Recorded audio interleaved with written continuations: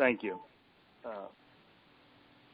I think he makes some valid points, Charles. The gentleman that referred to the militia and that the government would define it as an illegal act, and we could possibly find ourselves in trouble, like simulating a legal process. However, self-preservation is something that we are all entitled to. How we do that and what we call the effort is our prerogative.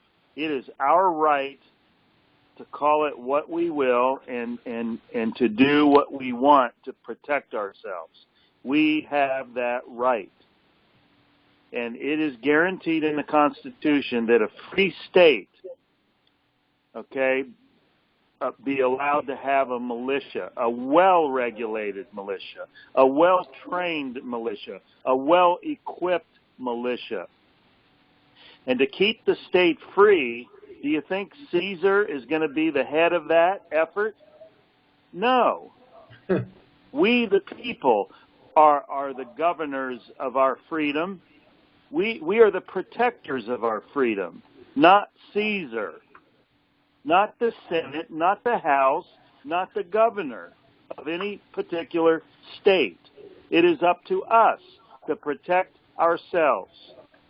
We want the governments of the various states to continue. We are not advocating any overthrow of governments, but we are advocating throwing off tyranny, which is guaranteed to us in our Constitution. So we do need to be very definitive in what we do, how we do it, and how we declare it. And when it comes to county self-preservation, it needs to start at the grassroots level, at the gun stores, at the gun shows, at the pawn shops, at the churches. And that's why I publicly declared this announcement 2 weeks ago before our county commissioners. I told them that we've been holding assembly meetings, we've been holding town hall meetings, and on numerous occasions, citizens have expressed their grave concern to be protected. And they knew and they understand the police, the sheriffs can't be everywhere all the time. And because the threat is growing, it is a pervasive threat, that we need to start organizing ways to protect ourselves in our neighborhood, in our zip codes. So I think the gentleman's comments are well-founded, that yes, we need to be careful in how we go about doing this. And I think proper notice, like I did verbally at the county commission, and we need to do it also in written form. These are all manners and methods that will protect us from, being accused of illegal or unlawful activity. When we give notice, we are not hiding anything. We are doing it in the open, and I think this act of transparency will be an insurance policy for us in the long term. I yield. Thank you. Okay, if I could just real quick, Michael Smith in Southern California. I'm sure are we all familiar with the document, Police Are Unconstitutional by Roger Roots? It's multi-pages. It's an excellent document. He talks about the fact that there were no police in America until 1836, and they appeared in Washington, D.C. first. Then the other gentleman who was one of the promoters of the NRA, I can't remember his name at the moment, he has an article on the internet called When the People Were Police. If you've noticed lately, as a result of these riots, cities are saying they're going to defund the police. And then people are saying, well, gee, if we can't call the police, who do we call? We call ourselves, as you've just explained. We are the police. We're supposed to protect our property and our counties and our cities. We are supposed to come together and run things in our townships. And I know you know all these things. We're not supposed to have some military group of police And on a couple of times I've gotten traffic tickets and I was able to get them to give up when I told them that I've got 1,000 pages of documents and I'm going to show that cops are unconstitutional. All of a sudden they decided not to let me file those documents, and they figured out a way to give up the thing is, amongst all the things that we have to do, we've got to try to educate all the rest of the citizens to understand that we don't need police. We are the police. We're supposed to come together and protect our neighborhoods, just like you said, by having our constables and following all that. As a school teacher, we don't even teach that in schools. I see it's not being taught, and so I feel tense and frustrated that it's being hidden from the people, the truth of what our sovereignty is, and to get the people to stand on their own. We don't need police. We're supposed to be the police and protect ourselves. We're all supposed to be armed, be responsible about guns, and maintain the common law ourselves. And if anybody disagrees with me, tell me if anything I've said is incorrect. I yield. I concur totally with what Mike in California has said. I just wanted to point out that I've been a school teacher myself in the public school system, and I have observed the very same thing. My sentiments are the same. I also remembered now what the person in Chris, I think, is in Oklahoma had mentioned. I think it was him that brought up the fact that the bar attorneys have usurped all three branches of government, and that I wanted to just point out that that it's our position to call them out on that, like I think you were talking about, and that the way that I've done it, and I've been doing it for a long time, is calling them as they are. Domestic terrorist is the term that I'm using, and I've got backing for that with all the criteria filled, and I yield. If I might add on to your comments regarding the bar, truly the bar was brought here from other parts of the world, Britain and other locations, as a warring force.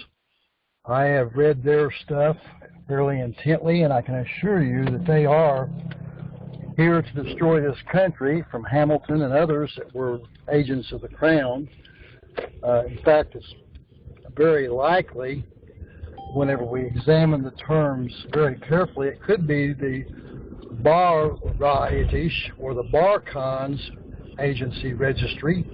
The Barkhans, of course, they're the speakers for the king or the potentate to ensure that. In fact, the policy men that we call policemen, who enforce the policies, the canons, the statutes, the codes.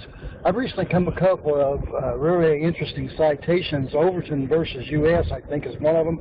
I'm not at my resources, and it's a fairly new case for me. But we know that Barron versus the city of Baltimore tell us the police are not there to protect us, but to protect the corporations. And that is exactly what we're seeing, and the rise of the warrior cop is a very dangerous scenario for the American people, because these policy agents have been infiltrated. All the agencies of government are private for private profits corporations that are listed on Dun & Bradstreet. Sorry about the background noise. And they are absolutely self-interested, and most of the agencies of government have been weaponized against we the people. And I think that's basically because of the actions of the Barkhans themselves, the black-robed priests of Baal, who masquerade as judges, and its horns who twist the words to their own predatory advantage. With that, I'll let someone else chime in. Thank you. Thank you, Chris. I'd like to point out Black's fifth definition of the police power. Quoting, I'm looking at it here. Authority conferred by the American constitutional system in the 10th Amendment upon the individual states, and in turn delegated to local governments, through which they are enabled to establish a special department of police, adopt such laws and regulations as tend to prevent crime and secure generally the comfort, safety, morals, health, and prosperity of its citizens by preserving public order, blah, blah, blah. It goes on. But the 10th Amendment to the U.S. Constitution was allegedly a document established by the people, and thereunder they're claiming, these fork-tongued lawyers are claiming that the people, being so stupid we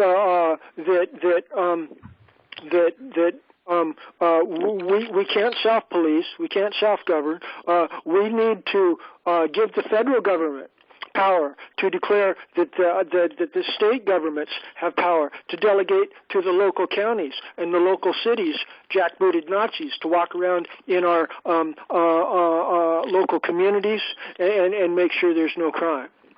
See, this is such an unnatural perversion of the natural laws of our ability to defend ourselves. It's turned on its head. It's absolutely insane, especially when it's contradistinguished, hold it side by side with the common law model, where every 10 households of qualified electors in a local community, they get to elect their own peace officer that has all of the authority of any police officer.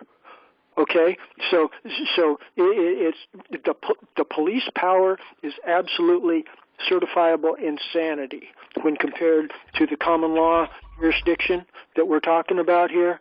And I just wanted to point that out too. Lots of good comments. I yield. Charles, if I could very quickly, we were talking about the Bar Association, the British Accreditation, can't say that word, registry. Do we all remember that the original 13th Amendment was to disallow attorneys, no titles of nobility, and that has been disappeared and covered up. And it was very interesting that right after that, the British invaded Washington and went in and destroyed a lot of documents and all that sort of thing. But I'm sure some of us or all of us know that there was an effort on the part of the patriotic people of America to stop and block attorneys. In America in the 16th and early 17th centuries, the Christian people would not allow attorneys to even practice law in America. So I yield.